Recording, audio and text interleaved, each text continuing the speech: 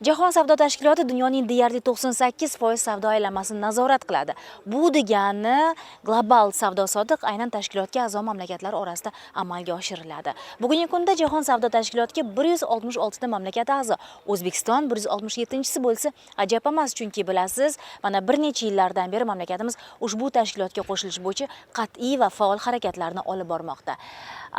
Biz hozir Jahon savdo tashkilotining Jenevadagi shtab-kvartirasidamiz. 4-noyabr kuni bu yerda tashkilotga a'zo bo'lish bo'yicha ishchi guruhning navbatdagi yig'ilishi boshlandi.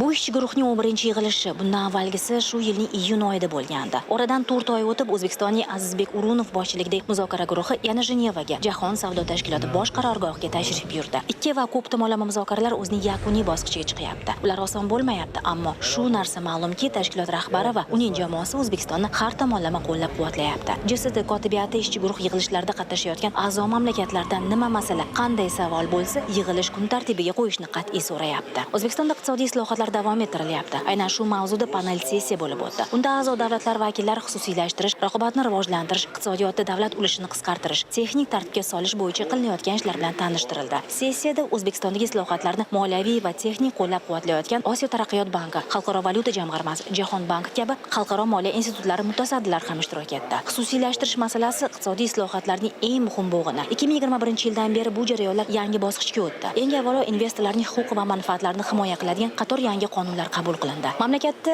bir qator banklar, energetika korxonalari, transport, telekommunikatsiya kompaniyalari xususiylashtirilyapti. O'zavto Motors kabi kompaniyalar IPO orqali xalqaro bozorlarga chiqyapti. Yil oxirigacha bunday korxonalar 15 ta bo'lishi reja qilingan. Osiyo taraqqiyot banki vakilining aytishicha, O'zbekiston oxirgi 4-5 yil ichida barqaror o'sish tendensiyasini ko'rsatyapti. O'sish dinamikasi bo'yicha mintaqada top 5 mamlakatlardan biri. Islohotlar global miqyosda ham tan olinyapti. Xalqaro reytinglarda pozitsiyasini mamlakat mustahkamlab boryapti. Siyosiy va institutsional islohotlarni xalqaro moliya tashkilotlari kuzatib, baholab bormoqda. Masalan, xususiylashtirish bo'yicha progress bor, ammo hali yana ko'p ishlar qilinishi zarur. Mamlakat JSTga qo'shilsa, bu jarayonlar yanada tezlashadi.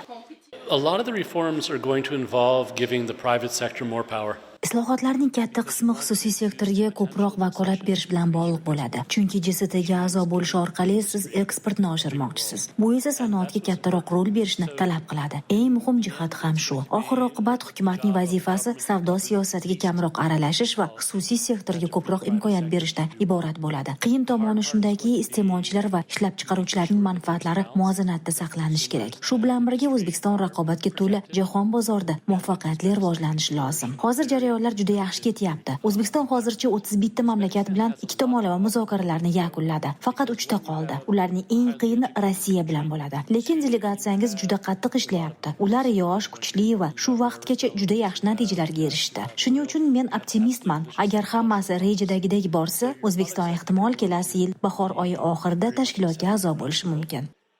Sessiyada O'zbekistonda raqobat muhitini yaxshilash, iqtisodiyotda davlat ulushini kamaytirish bo'yicha amalga oshirilayotgan ishlar haqida ma'lumotlar berildi. Bu jarayonda 24 ta sohada eksklyuziv huquqlar olib tashlangani, 160 turdagi litsenziyalar bekor qilingani, raqobat bo'yicha qonunchilik bazasi takomillashtirilayotgani aytib o'tildi. Ekspertlar xususiylashtirish jarayonlarining oxiriga yetkazilishi resurslarni samarali taqsimlashga olib kelishini qayd etishdi. Davlat korxonalari uchun byudjet limitini qisqartirish, tenderlarni shaffof o'tkazish bo'yicha ham tavsiyalar berildi. JSTdagi bosh muzokarachimiz Azizbek Urunov xususiylashtirish bu vaqt masalasi emas. Bu jarayon barqaror davom etishi. Bunda esa yetakchi davlatlar tajribasi o'rganilayotganini ham alohida ta'kidladi. Qishloq xo'jaligi jahon savdosida eng ko'p himoyalangan sektorlardan biri hisoblanadi. Tariflar baland, subsidiyalar ko'p. Jahon savdo tashkilotida Cairns guruhi bor. Ushbu guruh 1986-yilda Avstraliyaning Cairns shahrida tuzilgan. U qishloq xo'jaligida savdoni liberallashtirish tarafdori bo'lgan davlatlarni birlashtiradi. Agro mahsulotlarni eksport qiluvchi mamlakatlar koalitsiyasi deyish mumkin. Masalan, Argentina, Braziliya, Kanada, Avstraliya, Indoneziya, Chili, Kolumbiya kabi qishloq xo'jaligi rivojlangan 20 ta davlat Cairns guruhiga a'zo. Bu guruh Yaponiya, Kanada, Yevropa ittifoqi, AQSh kabi Cairns tarkibiga kirmagan mamlakatlarda ham subsidiyalarni kamaytirishni doimiy talab qilib keladi. O'zbekiston delegatsiyasi ishchi guruh yig'ilishi doirasida Cairns guruhi a'zolari bilan ham muzokara o'tkazdi. Bu guruh JST muzokaralarida faol qatnashib, agro mahsulotlarning erkin savdosiga sharoit yaratish, buning uchun davlat subsidiyalarini kamaytirish, bozorga kirish talablarini soddalashtirish masalalarini ko'taradi. Xususan, O'zbekiston bilan ko'p tomonlama muzokaralarning oxirgi bosqichida aynan shu masalalar faol muhokama qilinmoqda. Hamma a'zo davlatlarda ham albatta qishloq xo'jaligini qo'llab-quvvatlash yo'nalishlari, subsidiyalari bor. Shundan kelib chiqib boshqa davlatlar tajribasi va hozirgi paytda qo'llab-quvvatlash mexanizmlaridan kelib chiqib biz ham o'zimizni iloji boricha shu hozirgi paytdagi qo'llab-quvvatlash mexanizmlarini saqlab qolishga harakat qilyapmiz. Qishloq xo'jaligini qo'llab-quvvatlash bo'yicha 2-3 ta yo'nalishi bor. Bu aytaylik yashil savatcha deydi. Yashil savatchaga kiradigan qo'llab-quvvatlash chora-tadbirlarini Jahon savdo tashkiloti a'zolari buni ko'paytirish va kamaytirishni talab qilmaydi. Asosan qishloq xo'jaligida narxlarga ta'sir qiluvchi bevosita ayrim subsidiyalar bor. O'shalarni kamaytirishni talab qiladi. Biz endi o'tgan safar biz tushuntirib bergan bo'lsak, bu safar ma'lum bir o'zimizni ular, ya'ni a'zo bo'lgandan keyin o'zimizga qanday majburiyatlar olamiz, shuni biz tushuntirib bermoqchimiz.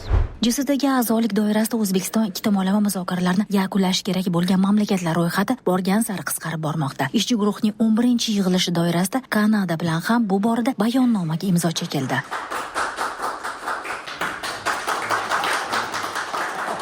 Hujjatga imzo qo'yildi degani bu endi Kanada mamlakatimizni JSTga a'zo bo'lish jarayonida qo'llab-quvvatlaydi degani. Kanada har doim O'zbekistonning Jahon savdo tashkilotiga a'zo bo'lishini qo'llab-quvvatlab kelgan. Kanada uchun JST va mamlakatlarning ushbu tashkilotga qo'shilishi ko'p tomonlama savdo tizimining ahamiyatini tasdiqlovchi muhim omildir. Shuning uchun bu yerda bo'lib ikki tomonlama muzokaralarni yakunlovchi kelishuvni imzolash men uchun juda katta sharafdir. Bu O'zbekistonning JSTga a'zo bo'lish yo'lidagi yana bir qadamdir. Jarayon qiyin bo'ldimi? Albatta, qiyinchiliklar bo'ldi, ammo ochiq aytaman, Kanada va O'zbekistonning muzokara guruhlari bu bosqichga yetib kelish uchun juda katta mehnat qilishdi. Muzokaralar qancha vaqt davom etdi? Bu ishlar yillar davomida olib borildi. Bu tabiiy hol. Bir narsani tushunish kerak. A'zolik jarayonlari vaqt talab qiladi. Ular ehtiyotkorlik bilan, maslahatlar asosida amalga oshiriladi. Ham bu yerda, ham mamlakatlar poytaxtlarida. Shuning uchun bu ko'p vaqt va katta mehnat talab qiladi. Shu munosabat bilan men O'zbekistonning muzokara guruhini tabriklamoqchiman. Ular chindan ham katta e'tirofga loyiq. Gulnoza Husanova, Bahodir Komilov, UzReport News, Jeneva.